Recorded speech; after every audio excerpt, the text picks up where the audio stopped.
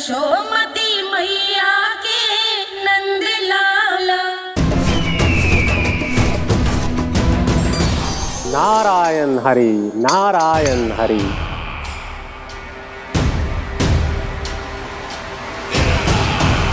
प्रणाम देवर्षि। किस योजना में कितना लाभ है और कितनी हानि, यह आंकलन करते करते थक गए होंगे मथुरा नरेश। देवर्षि, आज मेरा ध्यान कैसे आ गया आपको? आप तो सदैव ही मेरे ध्यान में रहते हैं महाराज कंस। सत्य तो यह है कि मथुरा में जो भी हो रहा है मुझसे छिपा हुआ नहीं है। मैं जानता हूं कि आप किसी भी असुर को वृंदावन क्यों ना भेजें, और वो असुर कितना भी शक्तिशाली क्यों ना हो, कृष्ण का सामना नहीं कर पाता।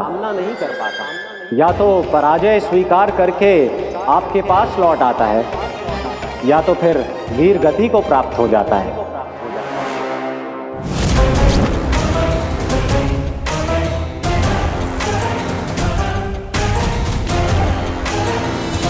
वाह, मुझे मेरी असफलताएं स्मरण कराने आए हैं, मेरे घाव को खुरेदने आए हैं, उन पे नमक छिड़कने आए हैं। मित्र को शत्रु समझने की भूल मत कीजिए महाराज कंस।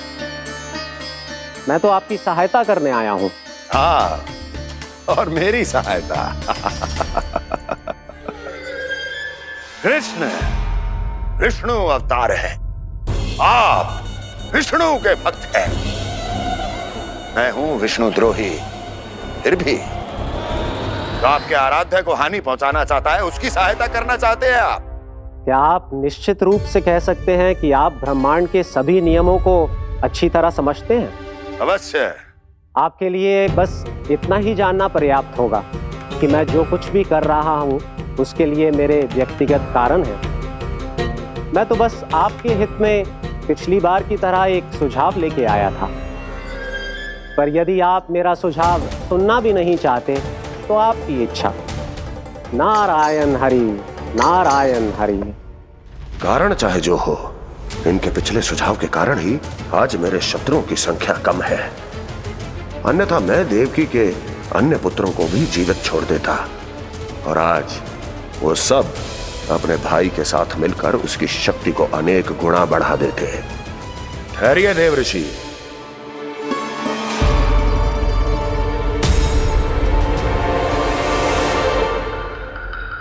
बताइए, क्या सुझाव है आपके पास? मेरे सुझाव का नाम है कालिया नाग।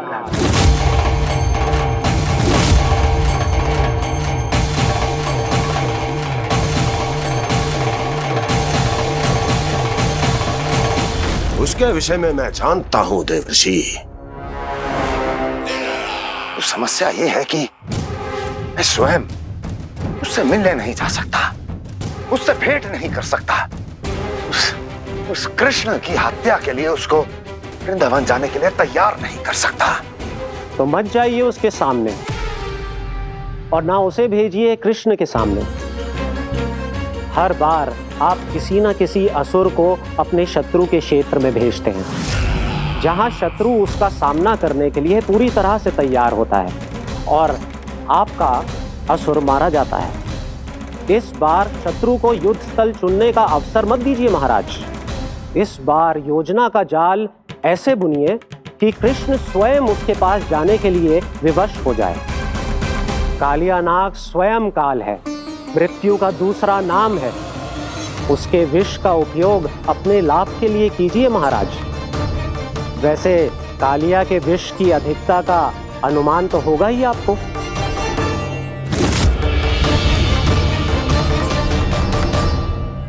एक बार जो उसके क्षेत्र में पहुंच गया, फिर उसके विष से बचना असंभव है।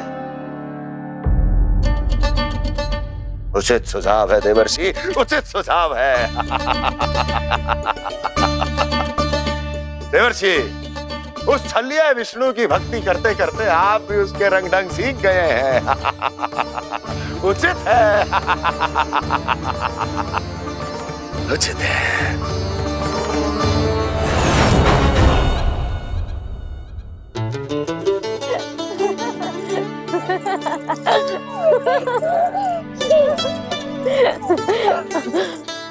बस बस, बहुत आनंद ले लियो लल्ला। बस अब दूध पी ले। ठहर ठहर, गर्म है। जी ले। पी।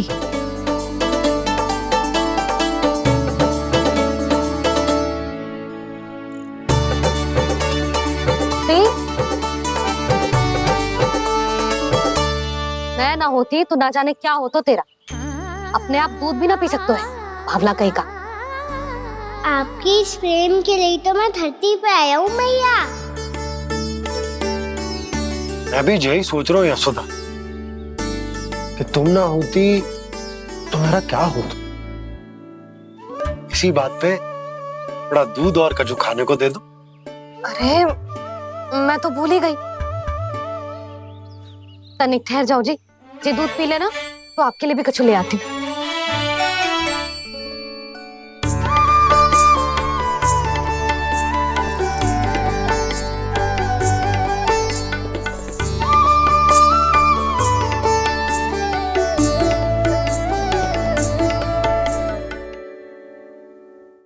प्रणाम महाराज। आपकी आज्ञा के अनुसार बिल्कुल वैसा ही पत्र तैयार किया है जैसा आप चाहते थे।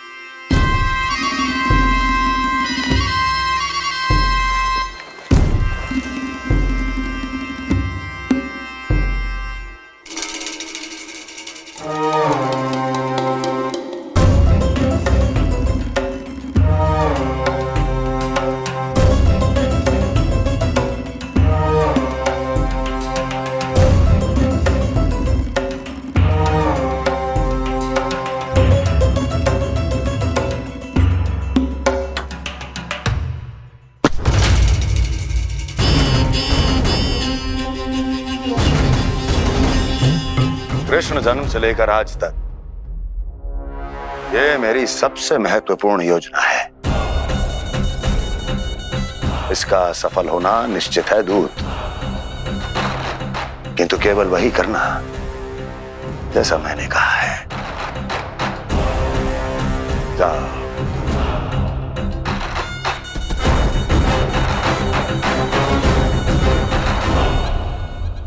कान्हा,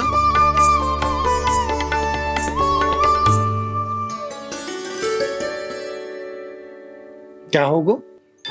बाबा मैं चाहता हूँ कि मैया की ममता क्रिस्टल फ्रेम की वर्षा मुझ पे सरते ऐसे होते रहे। वो तो होती रहेगी लल्ला।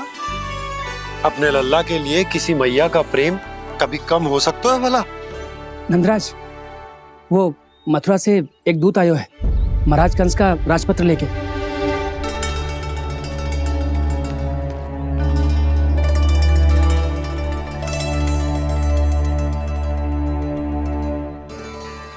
कान्हा अब क्या करने वाला है? तेरे बाबा कहाँ गए? हाँ? कंस मामा का खेल आरंभ हो गया है, पर मैया वो सब सुनेगी तो व्यर्थ चिंतित हो जाएगी।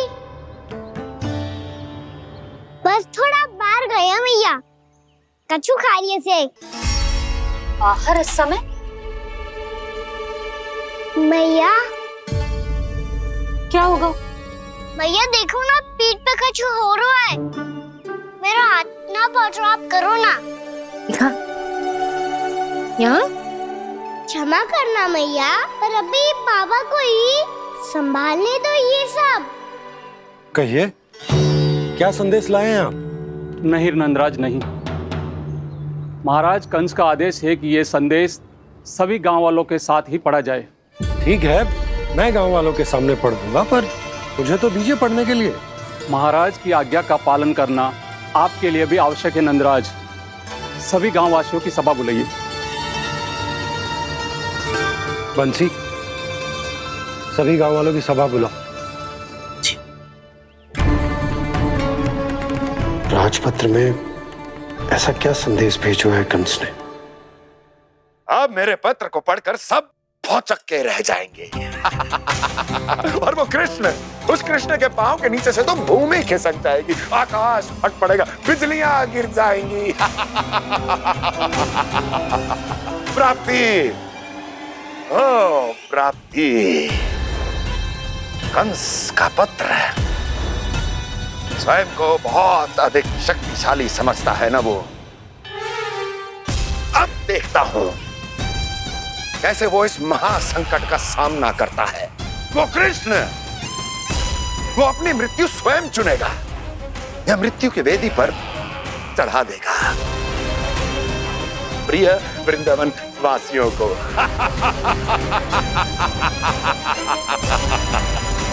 अब आएगा आनंद प्राप्ति, अब आएगा आनंद। सबको इकट्ठा करवा के ही पढ़वाएगो। अवश्य ही कोई विशेष संदेश दिया होगा कंस ने। मैं भी यही सोच रही हूँ सुलक्षणा जी, कछु ना कछु तो विशेष है, पर जे हो क्या सकता है?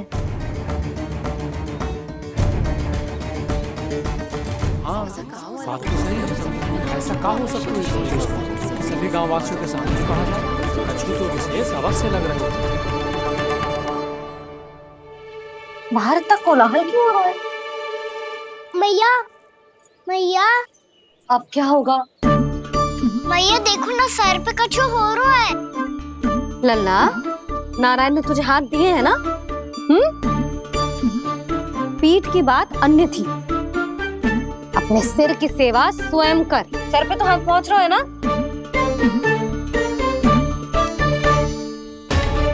मैया सुनो ना, मैया देखो ना, तीव्र कर कछु हो रहा है। मैया देखो ना, तीव्र कछु हो रहा है।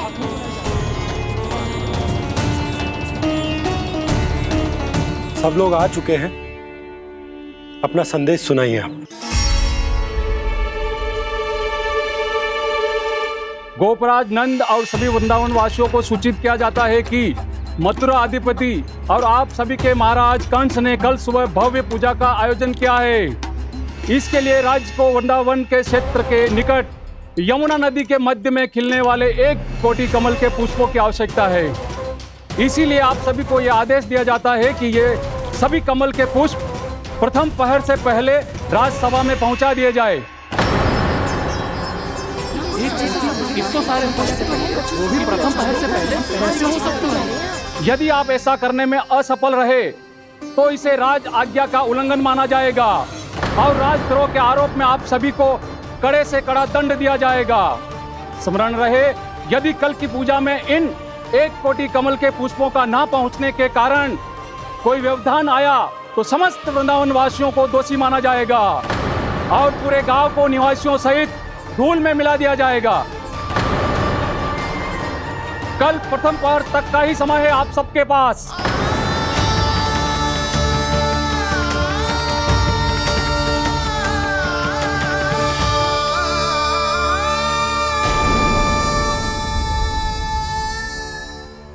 कमल पुष्प, वो भी कल प्रथम प्रहर में?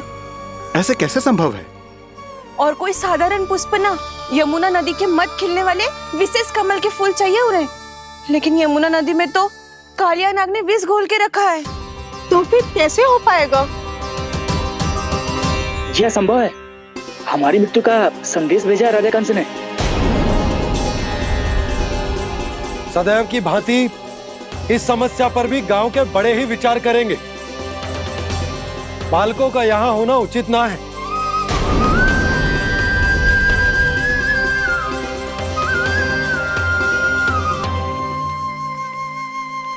लल्ला, ले जे गेंद ले, जा अपने सखाओं के साथ खेल। सुबह उज्जवल, मधुमंगल वसंता, देखो मैया ने क्या दिया है। चलो खेलें, बहुत आनंद आएगा आज।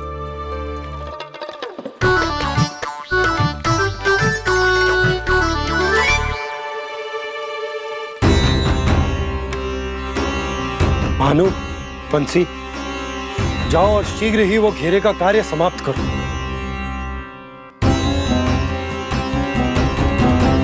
पर कछु ना कछु तो करना पड़ेगा ना। पर हम कर ही क्या सकते हैं? पुष्प लाने को और कोई उपाय है भी तो ना। मैं चला जाऊंगा जमुना जी में। वैसे भी मेरे जीवन के कितने दिन शेष बचे हैं। गांव के लिए, समाज के लिए कुछ करके मरूं, तभी तो शांति मिलेगी। ना काका, यदि आप उस विषैले जल में छलांग लगा भी दोगे, किंतु 1 कोटि कमल पुष्प एकत्रित कर पाना आपके लिए संभव ना है। इससे अच्छा है कि मैं चला जाऊं। यदि मैं मर भी गया तो मेरे पीछे रोने वाला कोई ना है। किसी को कहीं जाने की आवश्यकता ना है। गोप नरेश होने के नाते ये मेरा कर्तव्य है कि मैं आप सबकी रक्षा करूं। नंदराज, आपको जाना है तो जाओ। हरिया, काका, भैया सब चले जाओ।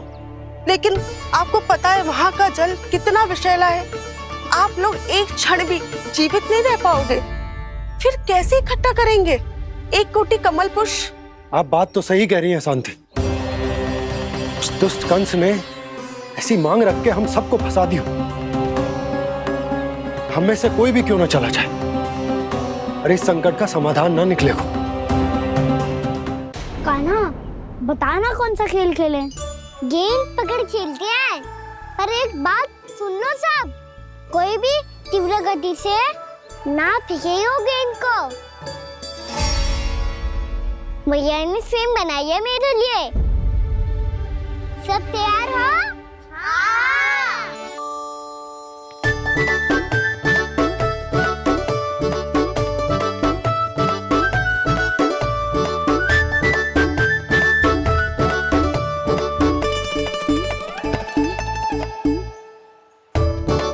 मुझे दो, मुझे दो।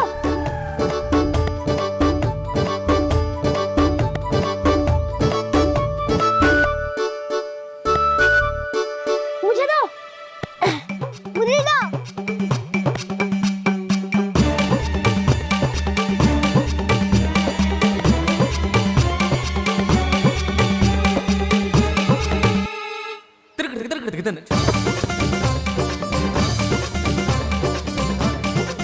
कान्हा, इतनी धीरे से फेंकेगो तो कैसे आनंद आएगो? थोड़ा बल लगा के फेंक। हाँ कान्हा, हम अभी बड़े हो गए हैं, तू अब भी छोटे बालकों की तरह फेंक रहे हो है।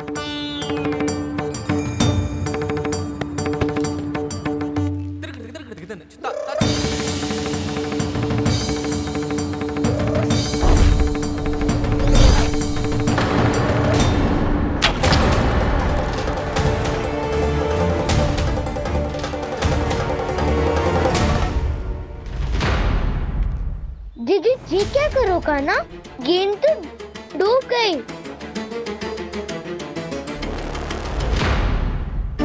अच्छा, तो ये सब इसकी योजना का भाग था ताकि ये कालिया का सामना कर पाए। तुम सबने तो कही थी तीव्र गति से फेंको। देखो फिकवा दी ना मेरी गेम। मुझसे नदी में। अब मुझे जाके लानी पड़ेगी। रुक जा कान्हा, रुक जा कान्हा। जी क्या बोल रहे थे कान्हा? इसमें तो बहुत संकट है। कोई भी संकट मेरी मैया का उपहार खोने से बड़ा ना है। बहुत प्रेम से बना के उन्होंने दी थी।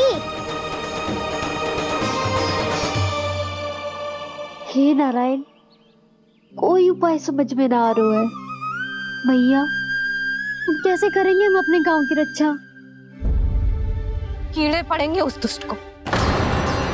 यदि उसके कारण किसी के प्राण चले गए तो कौन सा फल मिलेगा उसे इस पूजा का? तुम सही कह रही हो यशोदा। और हमारे पास कोई और दूसरा विकल्प भी तो ना है। यदि हमने मथुरा की राज आज्ञा का पालन ना किया तो इसका दुष्परिणाम पूरे गांव को भुगतना पड़ेगा।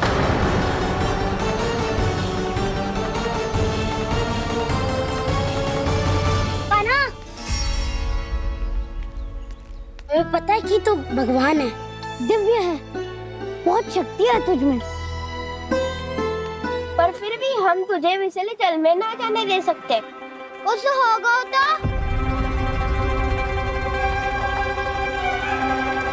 तुम सब इतनी हट कर रहे हो तो ठीक है, ना जाऊंगा। गेंद कहाँ गिरी है, कितनी दूर गई है, ये तो देख लूं, ताकि उसे बाहर निकालने का कोई उपाय ढूंढ पाऊं।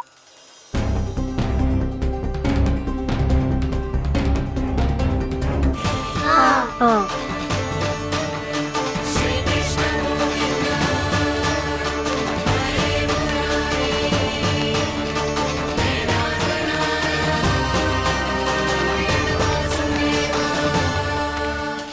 कान्हा की ये लीला तो समझ ही नहीं आ रही। पहले इसने देवश्री नारद को मथुरा जाकर कंस को भड़काने के लिए कहा, फिर स्वयं ही दुखी भी हो गया कि अब इसका रहस्य सबके सामने खुल जाएगा। और अभी स्वयं ही तो इसने कहा था कि गेंद बहुत महत्वपूर्ण है, फिर स्वयं ही उसे नदी के विसले जल में फेंक दिया।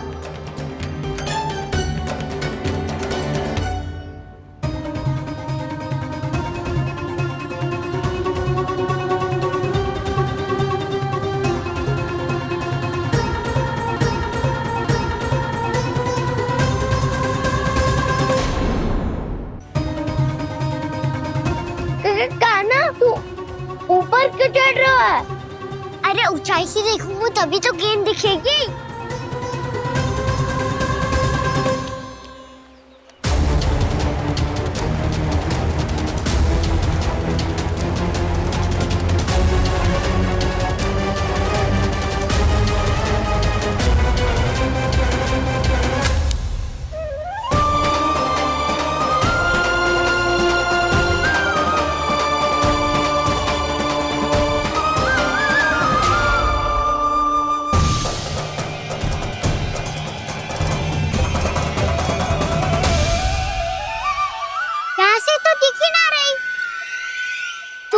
वहीं से फेंकी थी ना? ना, वहाँ से फेंकी थी। कहाँ से? नहीं कहना वहाँ से। समझ ना आ रहा, ठीक बताना कहाँ से फेंकी थी?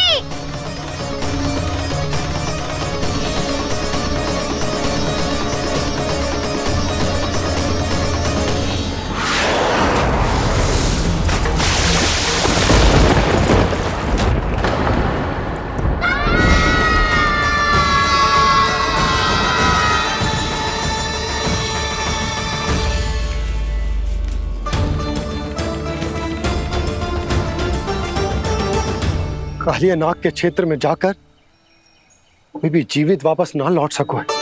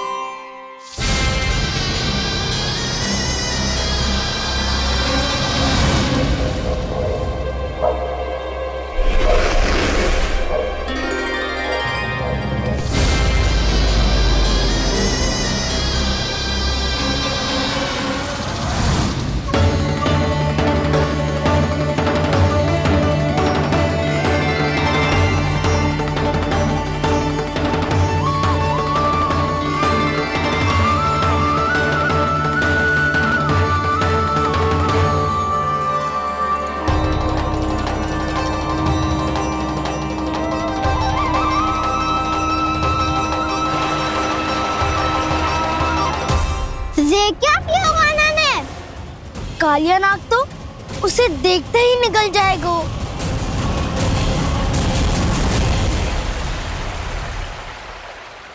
तो आरंभ से अब तक सब कुछ उसकी लीला का ही भाग था।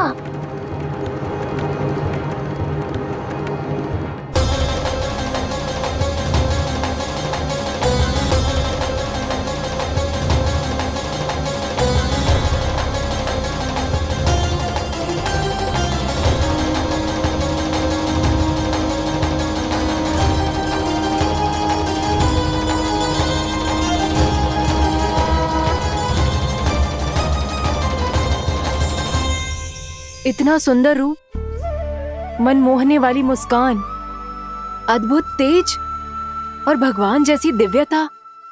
कौन हो तुम? हाँ, तुम्हें देखकर तो हम सब सम्मोहित ही हो गए।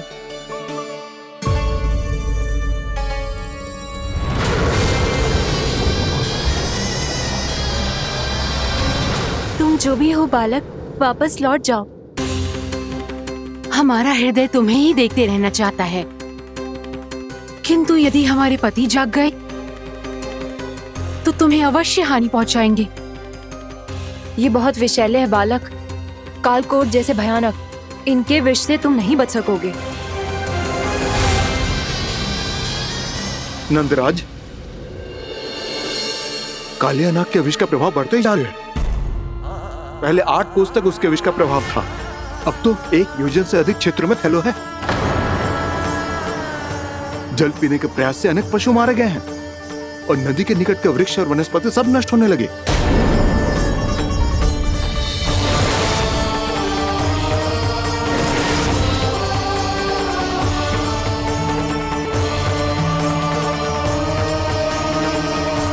इनके विष की तीव्रता इतनी अधिक है बालक कि इनके संपर्क में आने वाले को तड़पने का भी अवसर नहीं मिलता। इनके विष की अग्नि क्षण भर से भी कम समय में प्राणवायु को जलाकर राख कर देती है।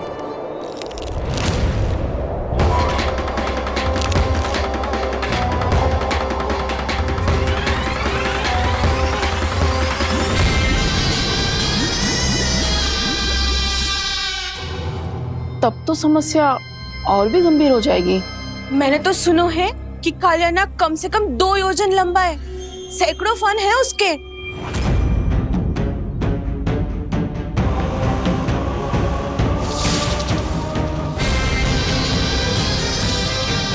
इसका अर्थ तो ये है कि हम दोनों ओर से फंस गए। एक और कंस को 1 कोटि कमल पुष्प देने जो कि कालिया नाग के क्षेत्र में पड़ते, और दूसरी ओर उस कालिया नाग का विष यमुना जी के क्षेत्र में बढ़ता ही जा रहा। इसके कारण हम ही नहीं, निर्दोष पशु पक्षी भी संकट में। इन दोनों समस्याओं का एक ही समाधान है, उस कालिया नाग का सामना करना। और ये ना समझ आ रहा कि हम ये करेंगे कैसे, क्योंकि ये बात साधारण मनुष्य के बस की ना है। हमारे लिए ये असंभव है।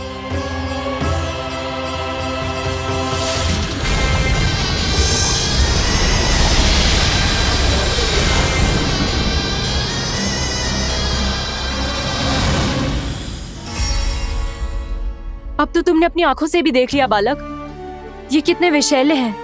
नींद में भी विष उगलते हैं। इससे पहले कि तुम्हें कुछ हो जाए, चले जाओ यहाँ से, मान लो हमारी बात। आप सब मुझे जानती भी नहीं और फिर भी मेरी इतनी चिंता कर रही हैं आप। माँ की ममता भेदभाव नहीं जानती। तुम भी किसी के पुत्र हो और हम सब भी माँ हैं। एक माँ को हर बालक में अपनी ही संतान दिखाई देती है, इसलिए हम तुमसे विनती करते हैं, वापस चले जाओ, बचा लो अपने प्राण। मेरी चिंता मत कीजिए, मुझे कुछ नहीं होगा।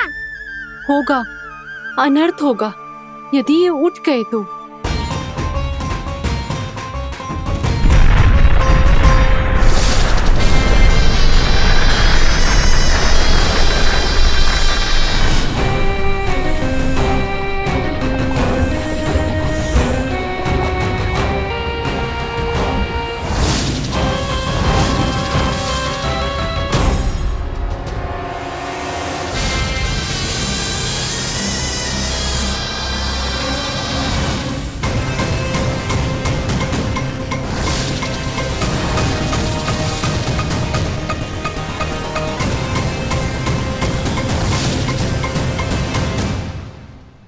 सामने होते हुए भी अपने इश्क को केवल वही देख सकता है जो अपना अभिमान त्याग चुका हो। पर पूर्व जन्म में मेरा भक्त होने के नाते मेरा सत्य स्वरूप देख पाने में मुझे इसकी सहायता करनी चाहिए।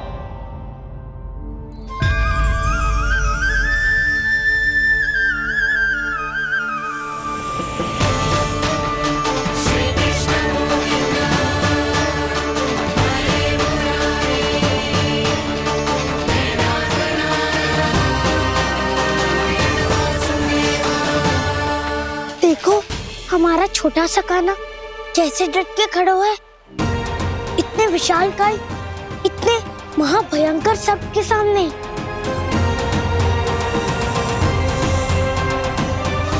ये कोई भगवान नहीं है जो इसके सामने हाथ जोड़ रही हो तुम सब।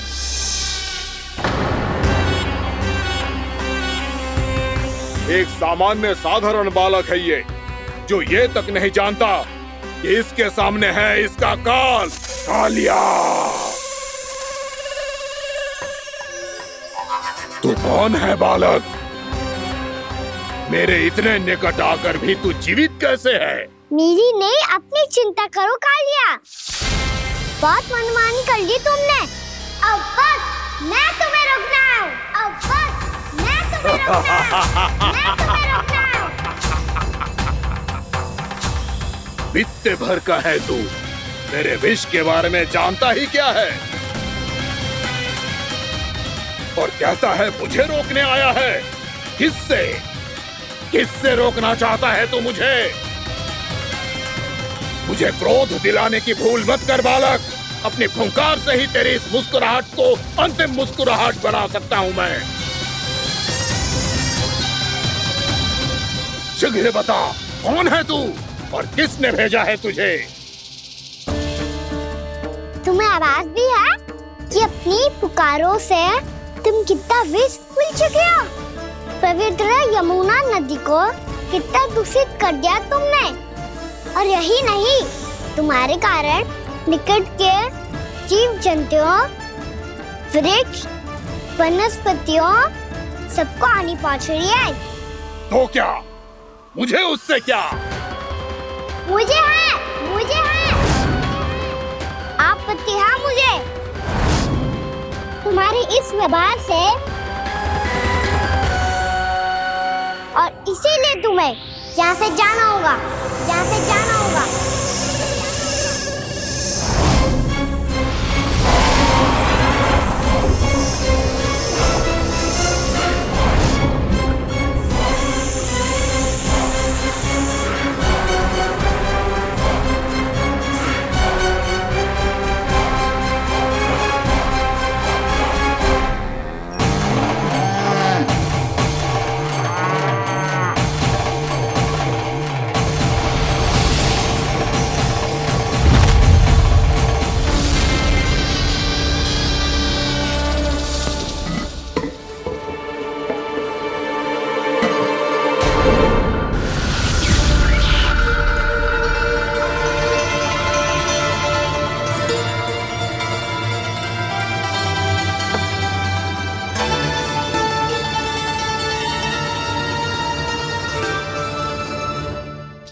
मुझे आदेश देने का साहस भी कैसे किया तूने?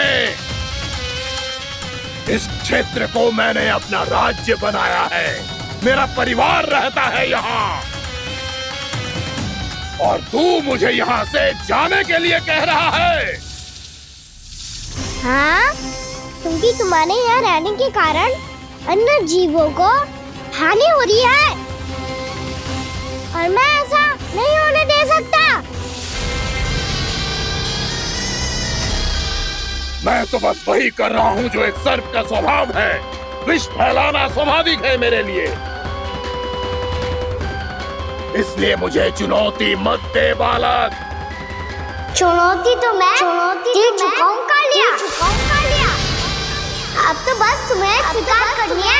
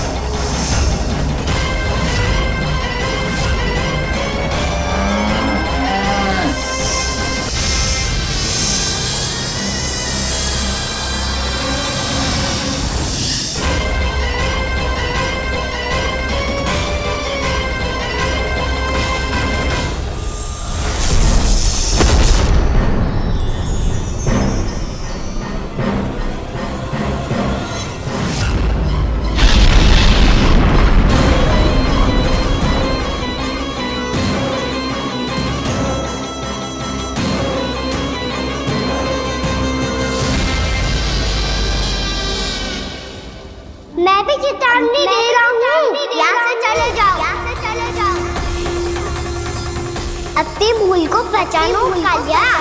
तुम जो कर रहे हो वो अनुचित है।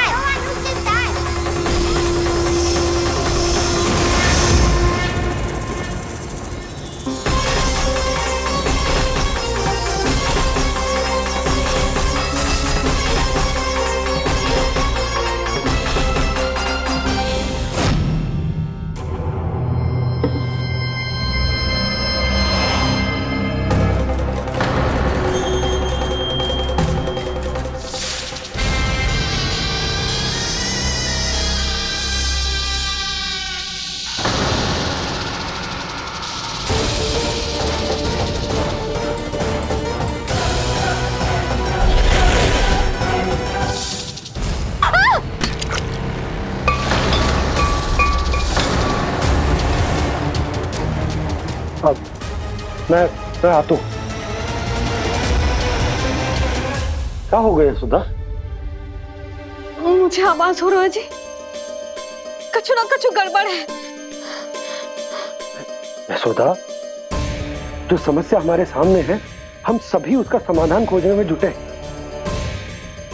तुम विश्वास करो, मैं कोई ना कोई समाधान अवश्य ढूंढ लूंगा। हम कैसे भी करके वो कमल के पुष्प उस कंस तक पहुंचा देंगे। नाना, समस्या उससे कहीं अधिक है, उससे कहीं अधिक बड़ी, उससे कहीं अधिक भयानक है।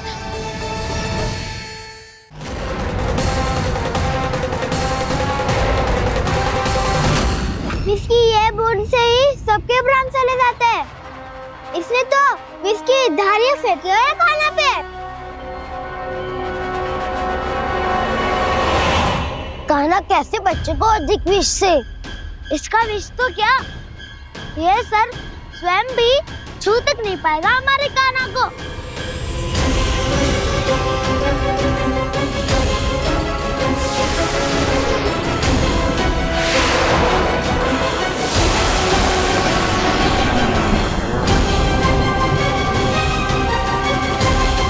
तुम्हारे सखा को, मेरे भाई को कोई हानि नहीं पहुंचा पाएगा। ये कान्हा का सत्य चाहे जो हो बलराम, पर अभी तो जो एक बालक ही है ना। देखो कैसे विष के कारण स्थिर हो गया है।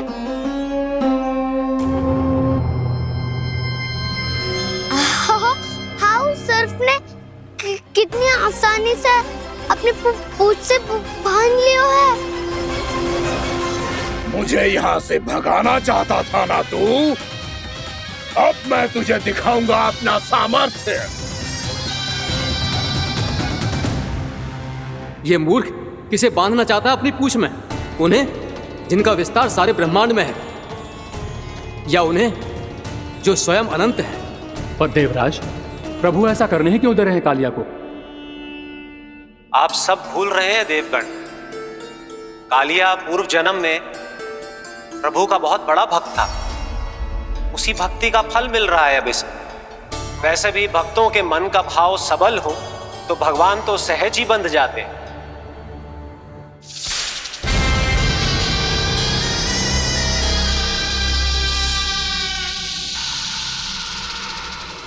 बलराम, तुमने ही तो कही थी कान्हा को कछु ना होगो। देखो उस दुष्ट ने चारों ओर से जकड़ लियो है।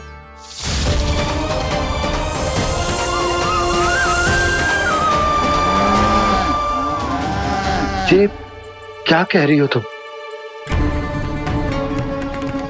जसोदा जी, क्या हुआ? घबरा क्यों रही हो आप? सुलक्षणा, मुझे आभास हो रहा है कुछ बहुत बड़ी अनहोनी हो गई है। नंदराज, नंदराज, नंदराज!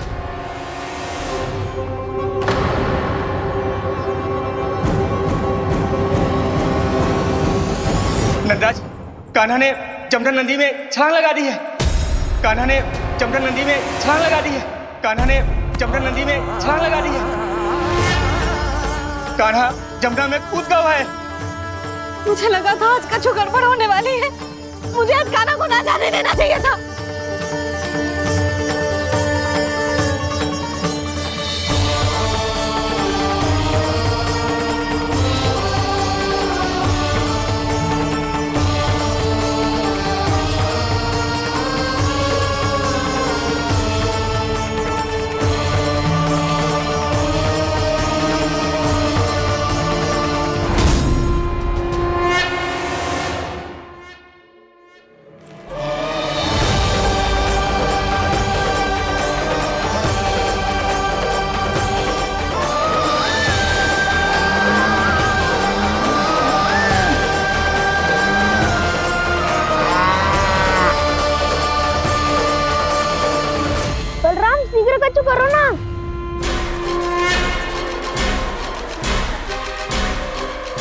कुछ भी करो पर कान्हा को बचाओ।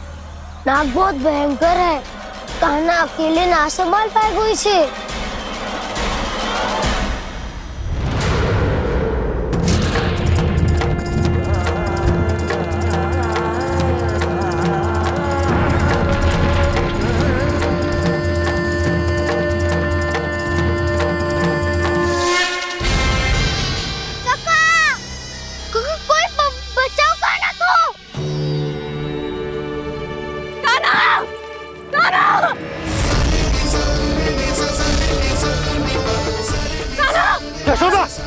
यशोदा रुको। छोड़ दो मुझे, प्लीज छोड़ दो मुझे। जीजी संभालो, बावली हो गई है। जीजी संभालो। कान्हा, कान्हा।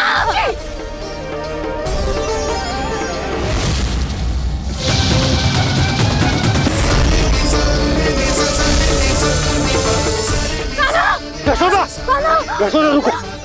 छोड़ दो मुझे, प्लीज छोड़ दो मुझे। जीजी संभालो, बावली हो गई है। जीजी संभालो। कान्हा, कान्हा।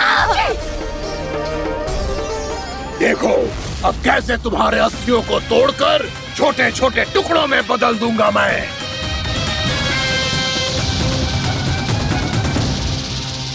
अगर जी आप जाओगी तो आप भी फंस जाओगी। अपने लल्ला के लिए मैं किसी भी संकट का सामना करने के लिए तैयार हूँ। छोड़ो ना यशोदा, हमें कोई और उपाय खोजना पड़ेगा। कोई और उपाय? आप देख ना रही मेरा कान्हा किस दशा में है। कान्हा मैया के वश में नहीं है, नहीं तो ये अपने लल्ला के लिए साक्षात काल का भी सामना कर ले। ये तो केवल कालिया नाग है।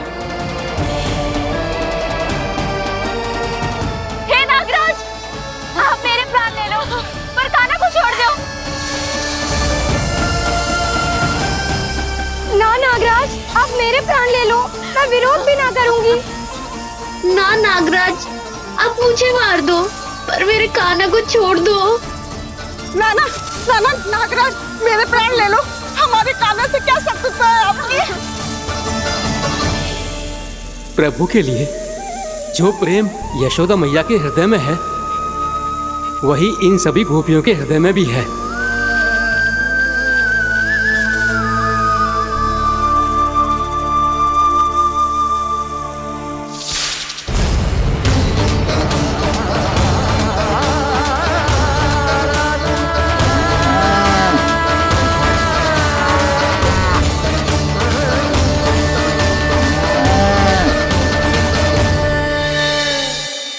यशोदा, यशोदा,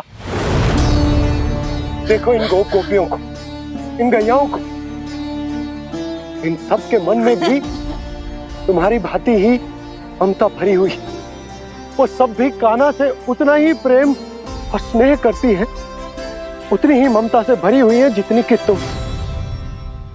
तो तुम ही सोचो, जिसके साथ इतनी ममता और इतना स्नेह, इतना प्रेम, उसका कोई क्या कर सकता है? उस कालिया नाग का विष इस सब आशीर्वादों के सामने कछु न है। कछु करो जी। उसे बोलो वो मेरे प्राण ले दे, मेरे कान्हा को छोड़ दे। यशोदा,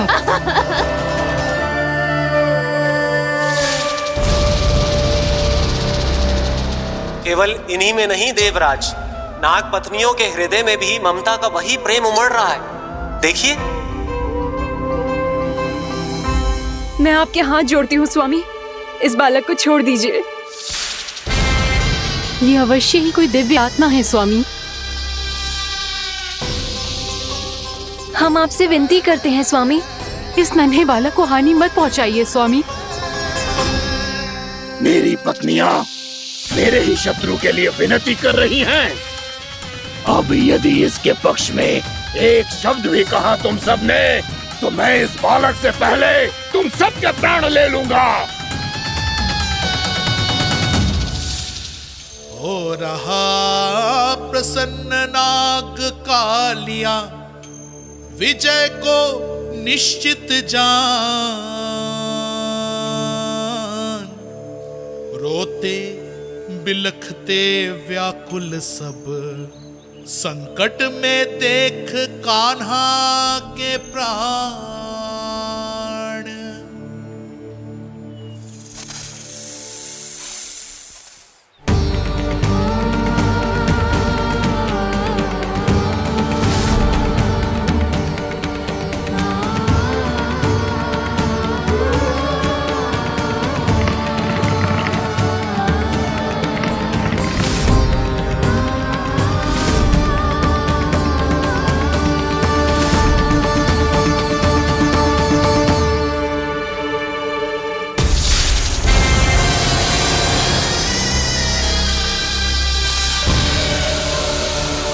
कुछ करो जी, मेरे लल्ला को बचा लो, कोई तो कुछ करो।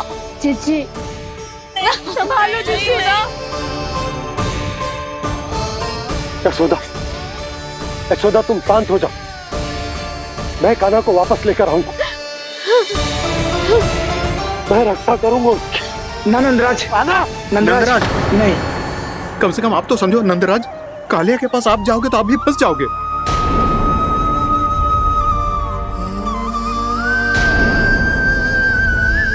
बलराम, तेरा भाई इतनी भीषण संकट में है और तुझे जरा भी दुख ना हो रहा? क्या आप सब अब तक नहीं समझ पाए कि कान्हा सच में कौन है? छोटे बाबा, आप तो उसका सत्य जानते हैं ना?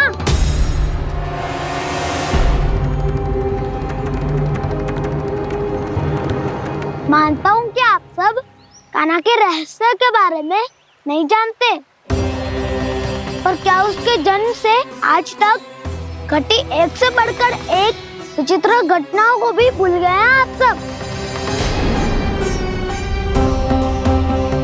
भूल गए हैं कि कैसी पूतना जैसी राक्षसी उसका कुछ बिगाड़ नहीं पाई, कैसे तरनावती जैसा भयानक राक्षस उसे एक खरोच भी नहीं दे पाया था।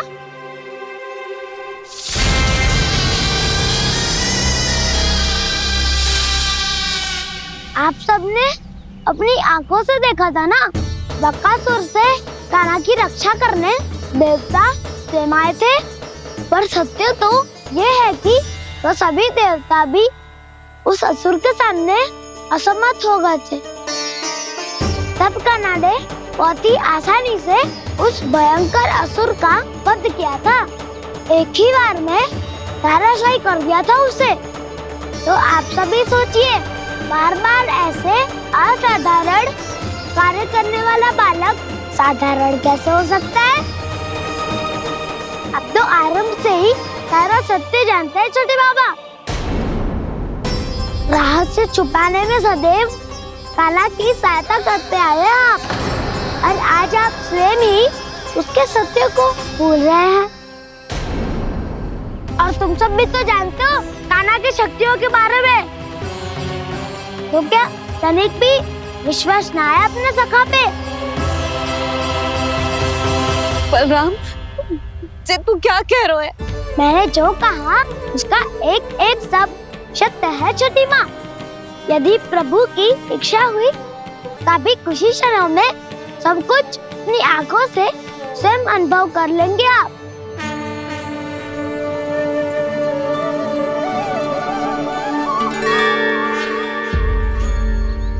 शांताकारं भुजगशयनं पद्मनाभं सुरेशं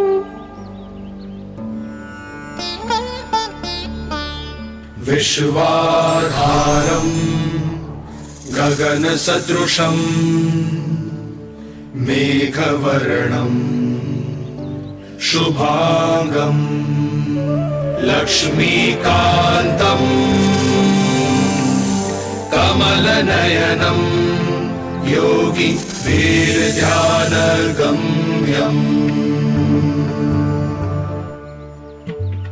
वन्दे विष्णुं भवभयहरं सर्वलोकैकनाथम्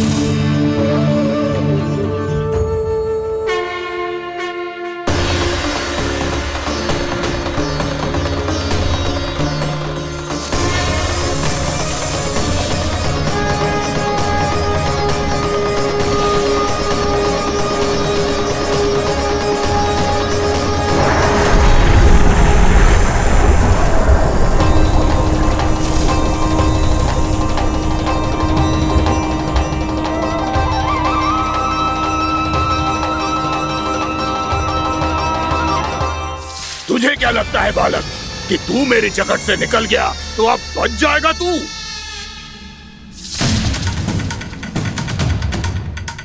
मेरे विष से अपनी प्राण रक्षा करने में सफल रहा, मेरी जगत से भी छूट गया, पर मेरे दंश से नहीं बच पाएगा।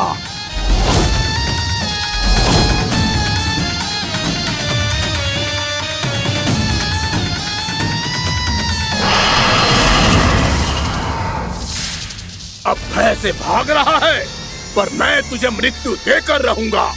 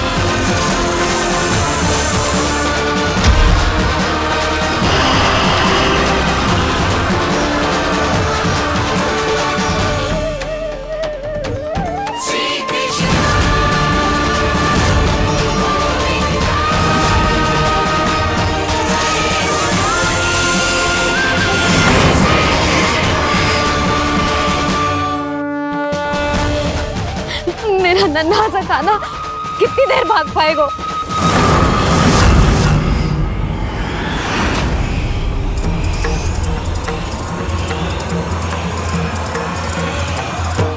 और कितनी प्रतीक्षा करोगे मेरी भक्त कालिया? भक्त नहीं, काल हूं मैं तेरा। जब अहंकार का मुकुट बुद्धि को ढक लेता है तो भक्त अपने भगवान को भी नहीं पहचान पाता। व्यर्थ की पहेली में मत उलझा बालक, ना मैं भक्त हूँ और ना तू भगवान।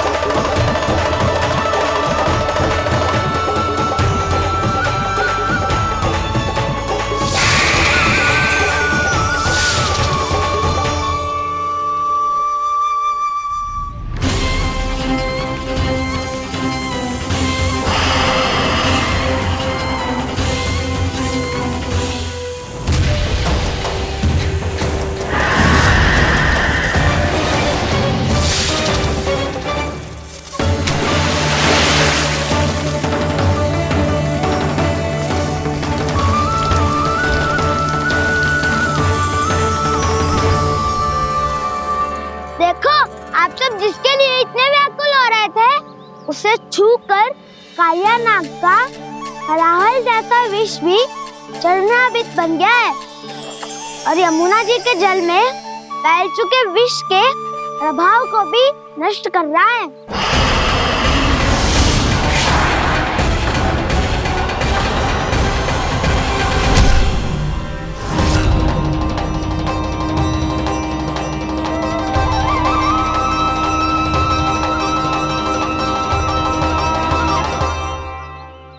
धर्म रक्षक, अधर्म विनाशक प्रभु श्री कृष्ण का कौशल सचमुच आदित्य है।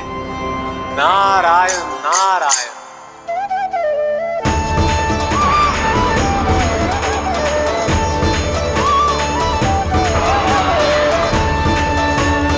मेरा भार तुम्हारे भीतर के अहंकार का प्रतीक है कालिया। अब तुम्हारा अहंकार, तुम्हारा अभिमान मेरे पाँव के नीचे है और तुम्हारी पूंछ अर्थात तुम्हारे प्राण मेरे हाथ में। अब तुम क्या करोगे भक्त?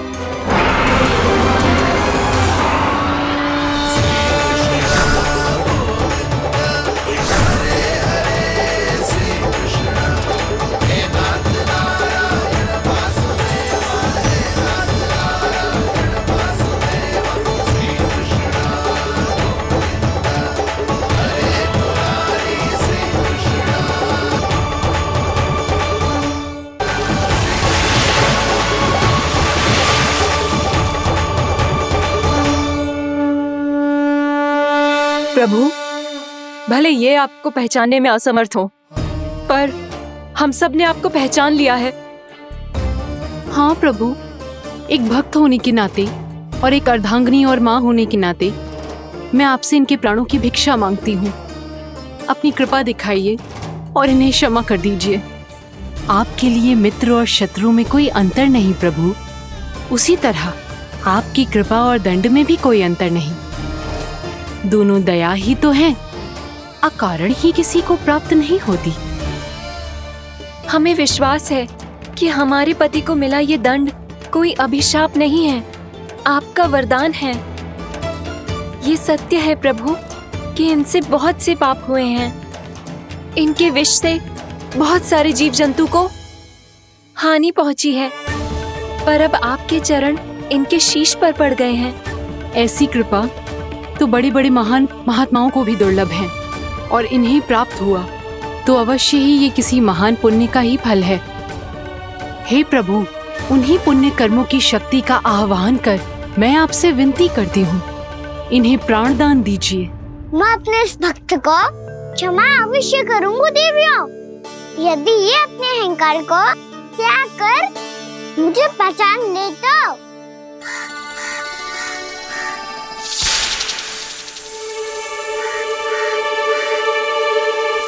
मैं तुम्हें श्राप देता हूँ, जितनी विषैली तुम्हारी जिह्वा है उतने ही विषैले सर्प बन जाओ तुम।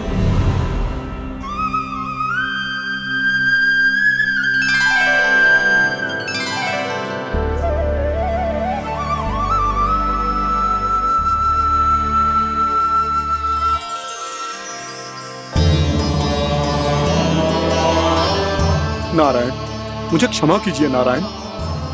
मैं तो आपका परम भक्त था, किंतु मैं आपको पहचान नहीं सका। इसका दंड तो मुझे मिलना ही था, किंतु मैं अब प्रायश्चित करना चाहता हूं। इसके लिए यदि आप मेरे प्राण भी ले लेंगे तो भी मुझे कोई दुख नहीं होगा। मैं अपना जीवन, मृत्यु और अपना अस्तित्व सब कुछ आपको समर्पित करता हूं। मैं तुम्हारे क्रोध के कारण श्राप मिला, जिसे विशाल सर्प के रूप में तुम्हारा जन्म हुआ, और स्वर्ग का तो स्वभाव है विष फैलाना, इसीलिए तुम्हें दंड नहीं दूंगा। मैं सिर्फ सभी अपराधों का पश्चाताप कर लिया, इसीलिए मैं तुम्हें क्षमा करता हूँ कालिया।